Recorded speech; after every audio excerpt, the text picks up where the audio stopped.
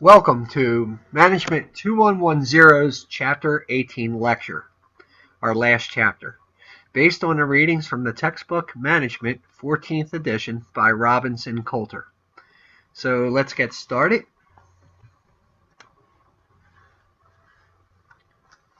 First, we'll cover the learning objectives for Chapter 18. We're going to explain the nature and importance of control, and we're going to describe the 3 steps in the control process. Then we're going to explain how organizational and employee performance are measured. And we're going to know how to be effective at giving feedback. We're going to describe tools used to measure organizational performance. Then we're going to discuss contemporary issues in control. We're going to develop your skill at dealing with difficult people. So what is controlling? It is the process of monitoring, comparing, and correcting work performance. All managers should control, even if their units are performing as planned, because they really can't know unless they've evaluated what activities they've done and compared actual performance against the desired standard. Now, effective controls ensure that activities are completed in ways that lead to the attainment of goals. And whether controls are effective, then, is determined by how well they help employees and managers achieve their goals. So why is control important? Planning can be done in organizational structure created to facilitate efficient achievement of goals, and employees motivated through effective leadership. But there's no assurance that activities are going to go as planned and that goals employees and managers are working toward are in fact being attained.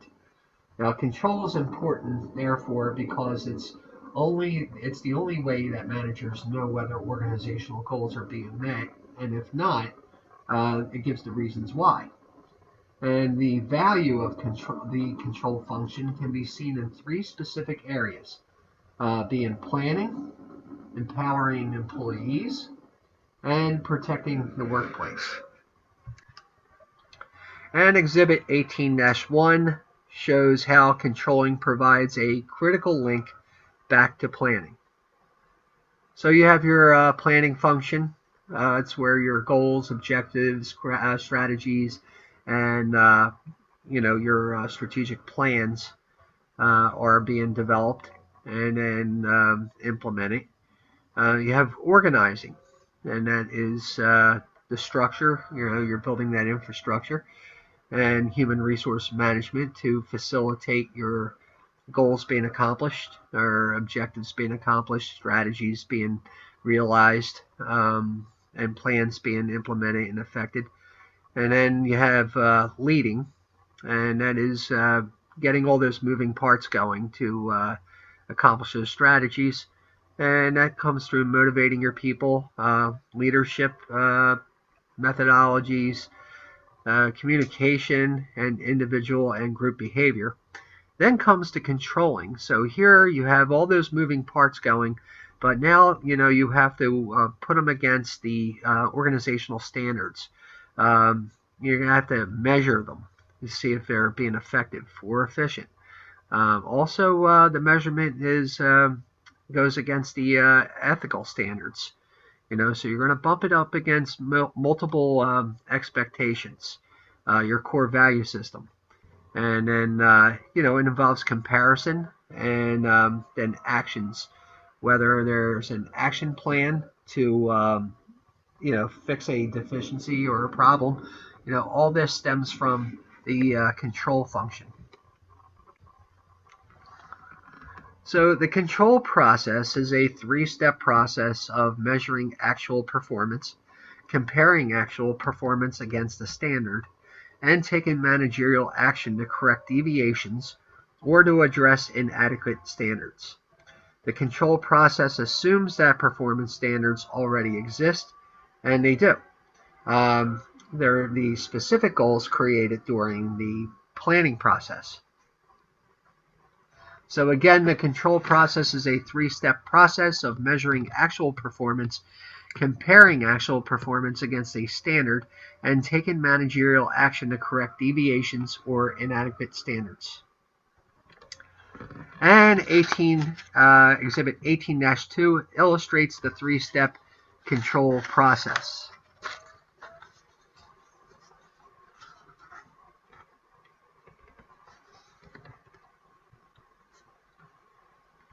Now, 4 approaches used by managers to measure and report actual performance are personal observations, statistical reports, oral reports, and written reports. In a moment, you're going to see Exhibit 18-3, and it summarizes the advantages and drawbacks of each approach. Now, most managers use a combination of these approaches. To determine what actual performance is, a manager must first get information about it. Thus, the first step in control is measuring.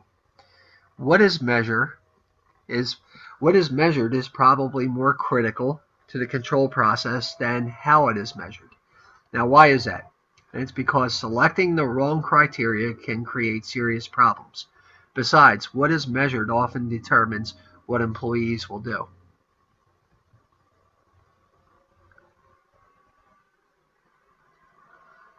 So here's Exhibit 18-3, and it's the sources of information for measuring performance.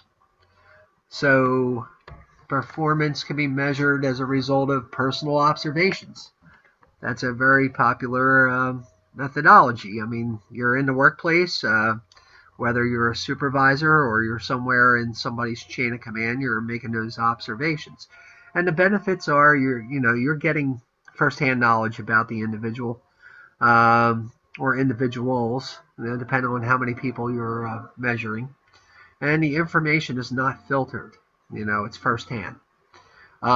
Intensive coverage of work activities. So as much as you can observe, or as much as one can observe. The drawbacks are it's subject to personal biases, and those biases are within the observer. It's time-consuming. Trying to make observations on an individual is very time-consuming, and it's also obtrusive. Another popular method is statistical reports, and the benefits are they're easy to visualize, and they're effective for showing relationships. However, there's some drawbacks. They provide limited information, and it's easy to ignore subjective factors. Next, you have the oral reports, and that's a fast way to get information. Essentially, it comes from face-to-face communication in most cases, between managers in most cases even, in different levels, and allows for verbal and nonverbal feedback. Now, information is filtered. Information can't be documented sometimes. So sometimes, it's so open-ended that, these things, if oral reports can really go off track.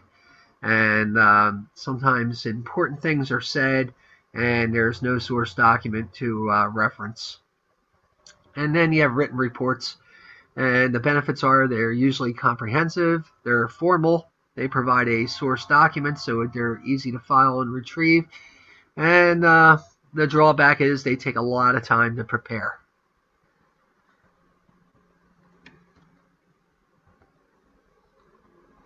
So the comparing step determines the variation between actual performance and the standard. Although some variation in performance can be expected in all activities, it's critical to determine an acceptable range of variation. And that range of variation is the acceptable parameters of variance between actual performance and the standard.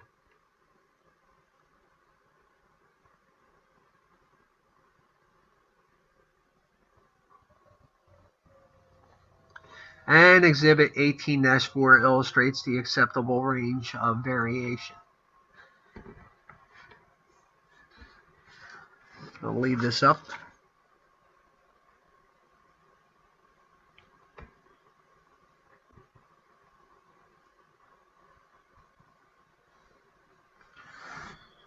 Okay, managers can choose among three possible courses of action. To do nothing, to correct the actual performance, or revise the standards. And because do nothing is self-explanatory, let's look at the other two. One decision a manager must make as to whether or not to take immediate corrective action whenever there's a deviation, which corrects problems at once to get performance back on track, or to use basic corrective action, which looks at how and why performance deviated before correcting the source of the deviation. So to correct actual performance, you have immediate corrective action, and that's corrective action that corrects problems at once to get performance back on track. And then you have basic corrective action, as I said earlier, and that's corrective action that looks at how and why performance deviated before correcting the source of the deviation. What's important about that approach is if the deviation, if the root cause to the deviation will result in additional deviations, taking that basic corrective action will add some certainty that you won't have more deviations. So it's possible that the variance was a result of an unrealistic standard, either too low or too high of a goal. So in a situation where you have an unrealistic standard, the standard needs the corrective action, not the performance. If performance consistently exceeds the goal, then a manager should look at whether the goal is too easy and needs to be raised. On the other hand, managers must be cautious about revising a standard downward. So if performance consistently exceeds the goal, then a manager should look at whether the goal is too easy and needs to be raised. Managers must be cautious about revising a standard downward, though.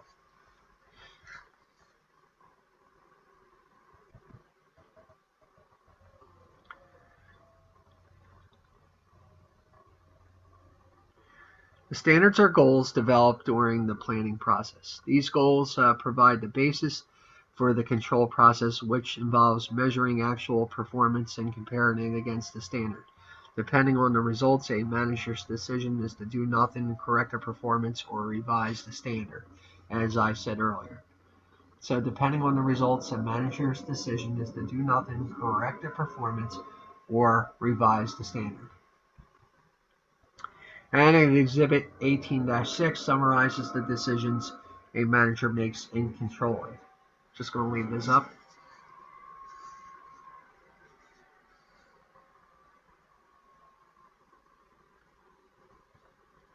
Now, performance is the end result of an activity. And whether that activity is hours of intense practice before a concert or race, or whether it is carrying out job responsibilities as efficiently and effectively as possible, performance is what results from that activity. So managers are concerned with organizational performance, the accumulated results of all the organization's work activities.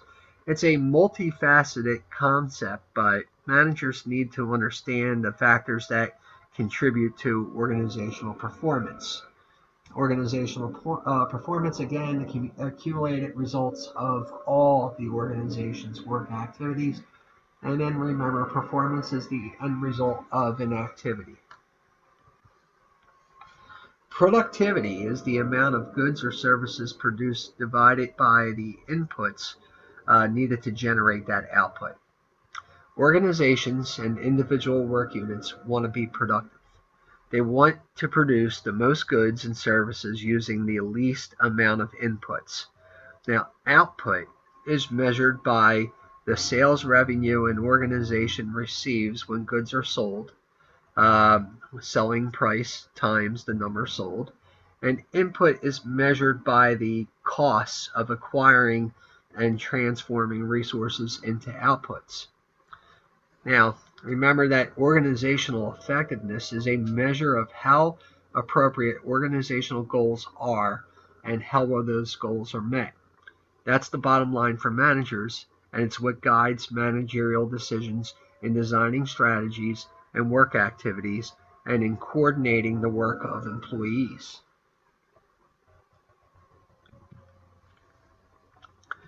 Now, rankings are a popular way for managers to measure their organization's performance, and there's not a shortage of these rankings. As Exhibit 18-7 shows, rankings are determined by specific performance measures, which are different for each list. Now, it's particularly important for managers to deliver effective performance feedback and to be prepared, if needed, to use disciplinary actions, which are actions taken by a manager to enforce the organization's work standards and regulations. So, we'd like to know how we're doing. Managers need to provide their employees with feedback so that the employees know where they stand in terms of their work. When giving performance feedback, both parties need to feel heard, understood, and respected. And if done that way, positive outcomes can result. Now, the progressive disciplinary action is intended to ensure that the minimum penalty appropriate to the offense is imposed. So again, disciplinary actions are actions taken by a manager to enforce the organization's work standards and regulations. A lot of times disciplinary action will be as a result of, let's say, a deviation such as reporting the work late, consistently. So you're going to provide some counseling to the employee, maybe generate a letter of counseling, and you want to express what the standard is. And for example, the standard may be something contractual, like a 8 o'clock in the morning report time. And then you're going to have the documentation on the letter of counseling that maybe the employee consistently, and you want to have what dates reported to work at 8:15, 8:20, 8:30 on this day. So it has to be well documented, and you have to mention the standard, what the standard is, and if there is a reference, and if the reference is backed by something legal or binding, like a contract, you definitely want that in there. And it provides a standard and it illustrates the deviation. And the counseling, this disciplinary action in the form of counseling should give the employee like a path to get well, how to improve it. Maybe discuss some things like the employee's lifestyle. What's contributing? What's the root cause to why they're consistently showing up late to work?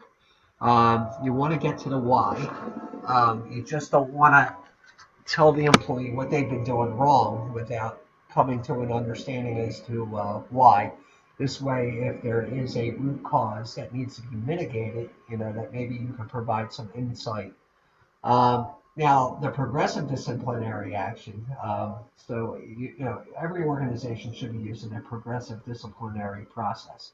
And that's an approach to ensure that the minimum penalty appropriate to the offense is imposed. So, in my example, where you have an employee who's consistently showing up tardy to work, you just don't go what we call worse first. So you wouldn't just fire the employee on the first infraction.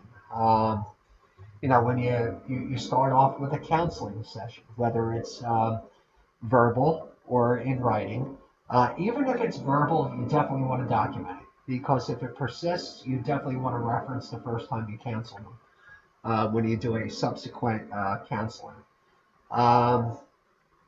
And then maybe you go from a counseling session to maybe a letter of reprimand that will be like an unfavorable file in their employee file, and then maybe after like the next infraction, then they're docked pay. So notice that it's progressive. You just don't go and fire the employee. There may be a root cause that justifies why the employee has been showing up tardy. Although it is inconsistent with the organization's policies, but still it may not render firing the employee, and you don't want to lose a good employee over a small deviation.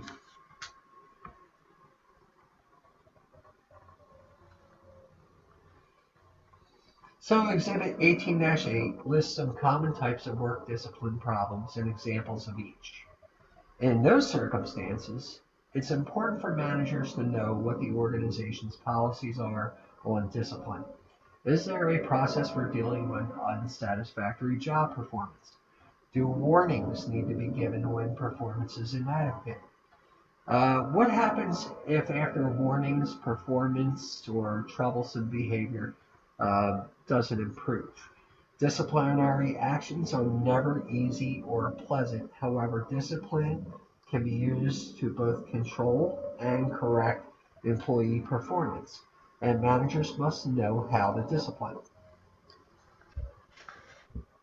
So the first problem is corresponds with the example I gave in the previous slides, and that's attendance, absenteeism, tardiness, abuse of sick leave. The great thing about a problem like this is usually there's something contractual or there's a policy that's easy to use as the standard and be able to show the deviation to the standard. On-the-job behaviors, insubordination, failure to use safety devices, alcohol or drug use, dishonesty, theft, lying to supervisors, falsifying information on employment applications or other organizational forms. And then you have outside activities, criminal activities, unauthorized strike activities, working for a competing organization. So, you know, it always helps when organizations have these categories in their policies, and especially now when you look at outside activities, there's a lot of organizations that are referencing their value system with behavior on social media, and people are being disciplined and fired even for social media activities.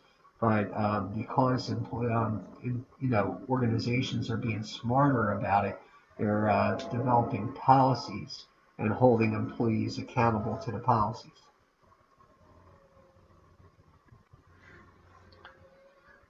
So the most desirable type of control is the feed-forward control. And it prevents problems because it takes place before the actual activity. The key to feed-forward controls is taking managerial action before a problem occurs. That way, problems can be prevented rather than having to correct them after any damage. Poor quality products, lost customers, lost revenues, etc. The concurrent control, as its name implies, takes place while a work activity is in progress. And the best known form of concurrent control is direct supervision. Another term for it is management by walking around, which is when a manager is in the work area interacting directly with employees. Now, the most popular type of control relies on feedback. In feedback control, the control takes place after the activity is done. Feedback controls have two advantages. First, feedback gives managers meaningful information on how effective their planning efforts were. Feedback that shows little variance between standard and actual performance indicates that the planning was generally on target. Second, feedback can enhance motivation. People want to know how well they're doing, and feedback provides that information.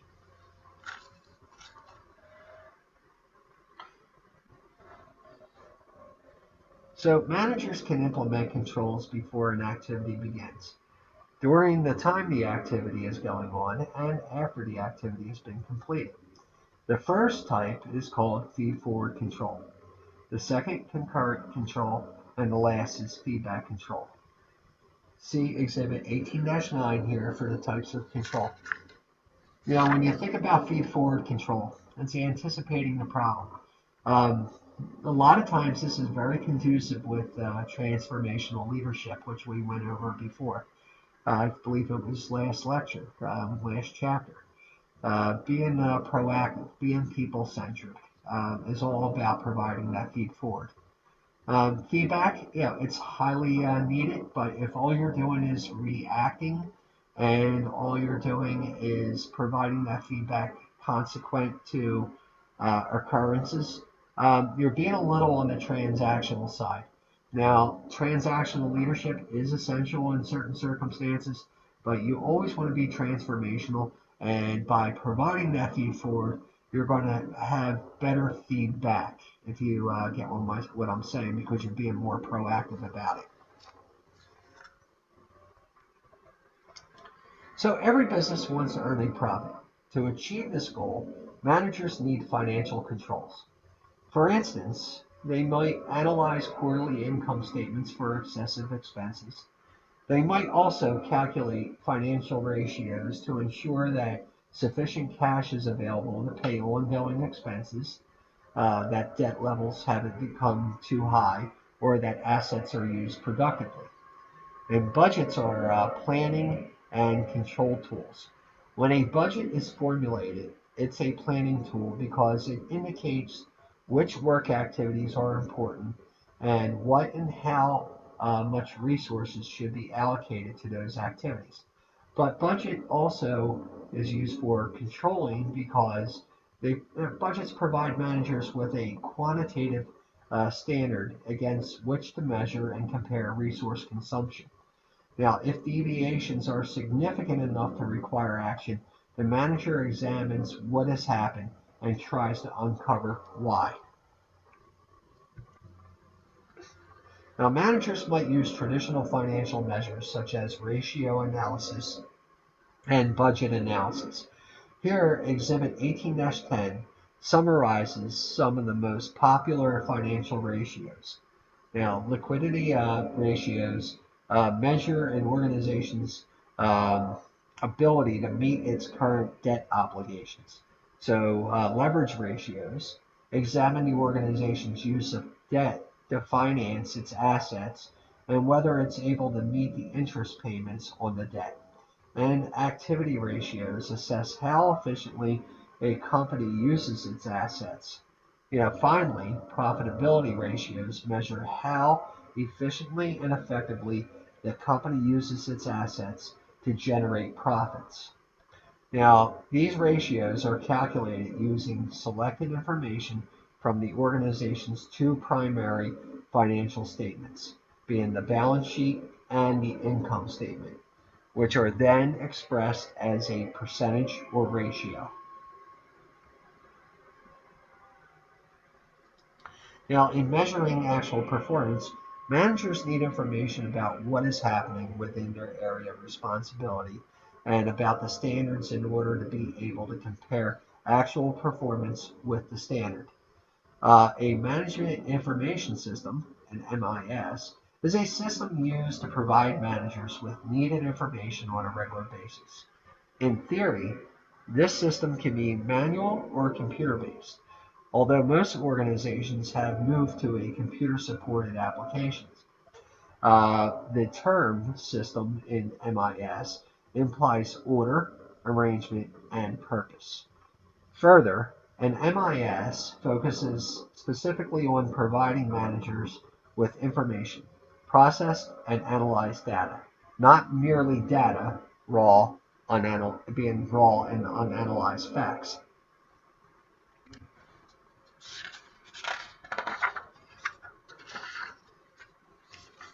Now, the balanced scorecard approach is a way to evaluate organizational performance from more than just the financial perspective. A balanced scorecard typically looks at 4 areas that contribute to a company's performance, being financial, customer, internal processes, and people/innovation/growth assets. According to this approach, managers should develop goals in each of the 4 areas and then measure whether the goals are being met. Benchmarking is the search for best practices among competitors or non-competitors that lead to their superior performance. Benchmarking should identify various benchmarks, the standards of excellence against which to measure and compare. So again, benchmarking is a performance measuring tool that looks at more than just the financial perspective. Benchmark is the standard of excellence against which to measure and compare. Now, sometimes those best practices can be found inside the organization and just need to be shared. Exhibit 18-11 provides some suggestions for internal benchmarking.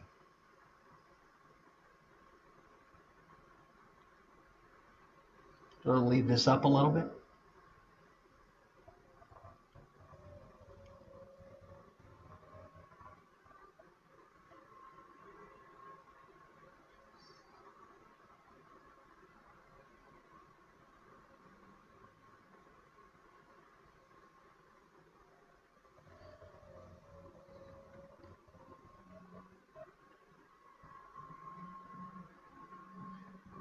Okay, moving on.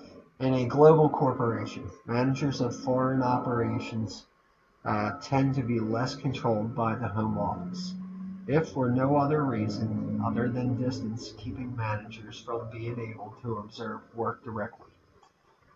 Because distance creates a tendency to formalize controls, such organizations often rely on extensive formal reports for control, most of which are communicated electronically. Managers in countries where technology is more advanced often use indirect control devices such as computer-generated reports and analysis, in addition to the standardized rules and direct supervision to ensure that work activities are going as planned. In less technological advanced countries, however, managers tend to use more direct supervision and highly centralized decision-making for control. Some countries' laws prohibit closing facilities, laying off employees, taking money out of the country, or bringing in a new management team from outside the country. Another challenge for global managers in collecting data for measurement and comparison is comparability. This difference makes it hard to compare, for instance, labor costs per unit. The best time to be prepared is before an emergency occurs, and many organizations are doing just that, so that if a crisis occurs, you are prepared. Now, if you work, do you think you have the right to privacy at your job? What can your employer find out about you and your work? You might be surprised at the answers. Employers can and do, among other things, read your email, even those marked personal or confidential, tap your telephone, monitor your work by computer, store and review computer files, monitor you in an employee bathroom or dressing room, and track your whereabouts in a company vehicle. And these actions aren't that uncommon. In fact, some 26% of companies have fired an employee for email misuse. 26% have fired employees for misusing the internet. 6% have fired employees for inappropriate cell phone use. 4% have fired someone for instant messaging misuse. And 3% have fired someone for inappropriate text messaging.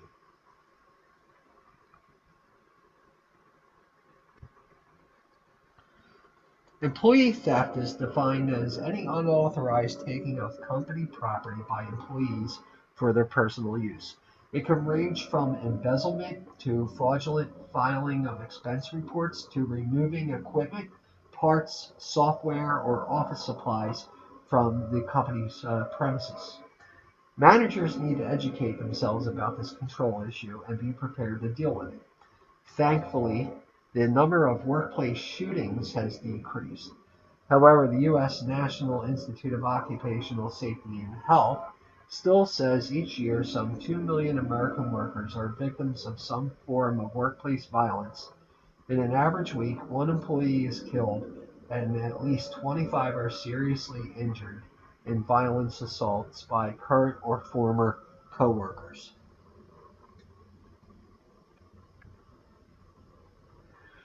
Exhibit 18-12 summarizes several possible managerial actions to control employee theft.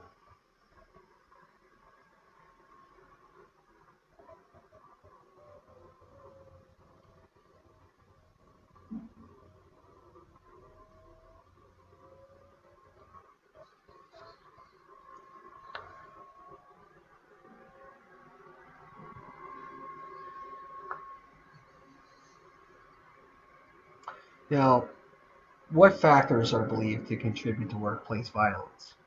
Undoubtedly, employee stress caused by an uncertain economic environment, job uncertainties, declining value of retirement accounts, long hours, information overload, and other daily interruptions.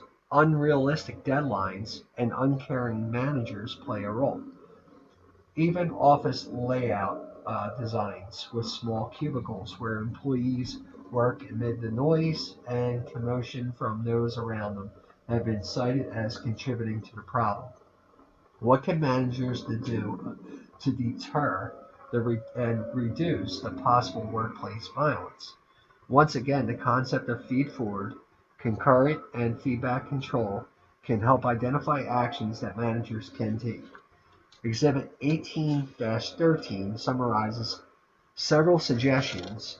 The noise and commotion from those around them have been cited as contributing to the problem. And here's Exhibit 18-3.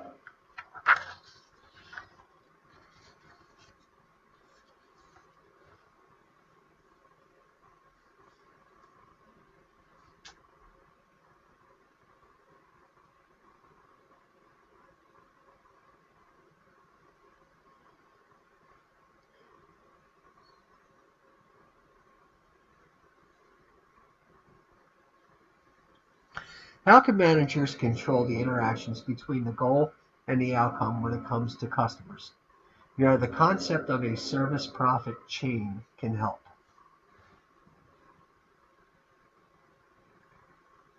So the service profit chain is the service sequence from employees to customers to profit.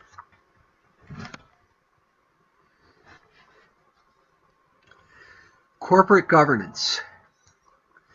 The system used to govern a corporation so that interests of corporate owners are protected.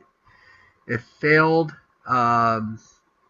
significantly at Enron, as it has many companies caught in financial scandals.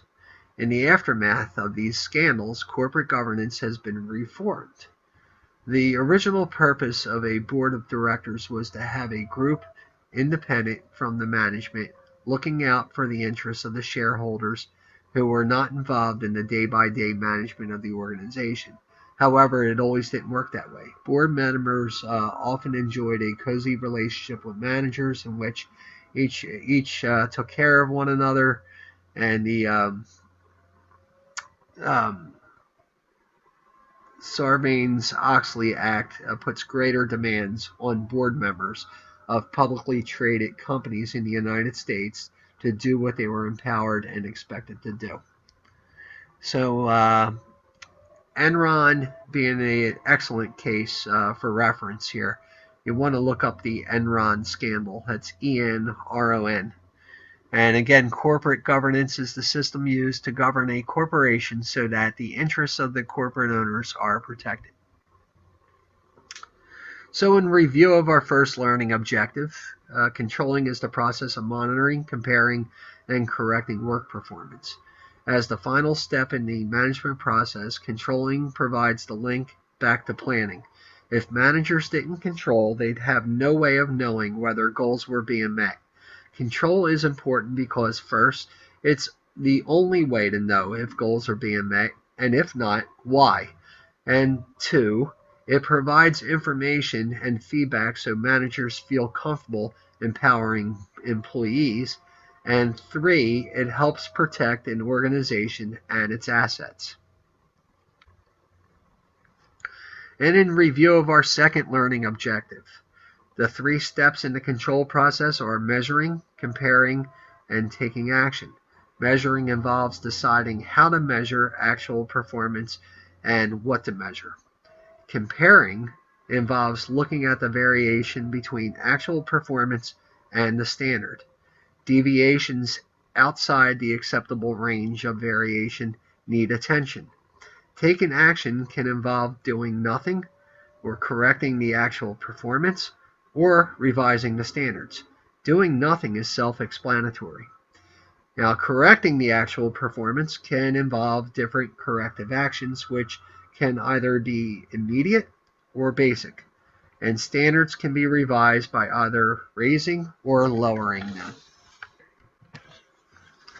Now, in review of our third learning objective, organizational performance is the accumulated results of all the organization's work activities. Now, 3 frequently used organizational performance measures include productivity, which is the output of goods or services produced divided by the inputs needed to generate that output, or 2, effectiveness, and that is a measure of how appropriate organizational goals are and how well those goals are being met.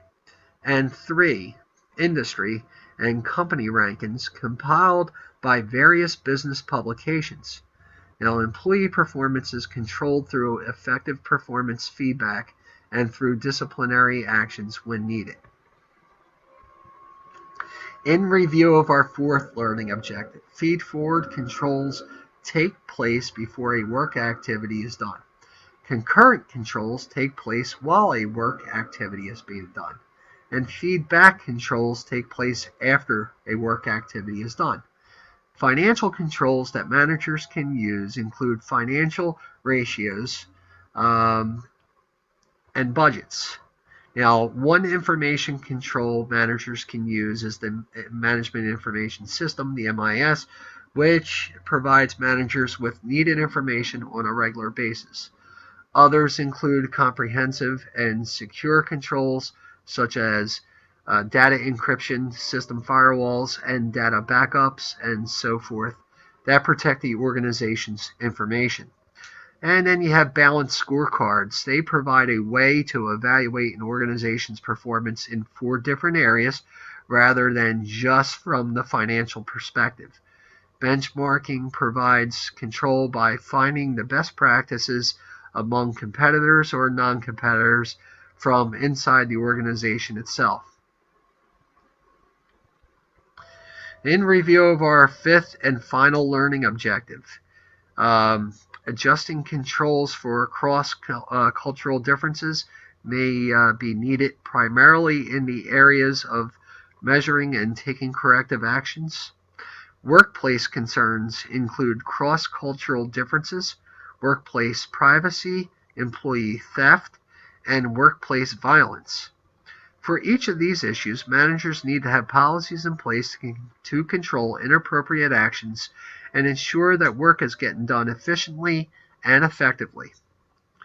And control is important to customer interactions because employee service productivity and service quality influences customer perceptions of service value. Organizations want long-term and mutually beneficial relationships among their employees and their customers. And corporate governance is the system used to govern a corporation so that the interests of corporate owners is protected. So, thank you for your participation in the Chapter 18 lecture and in the Management 2110 course, since this concludes the course. I appreciate having you this semester, and continue to check Blackboard for the week's activities and assignments, and start preparing for your final exam.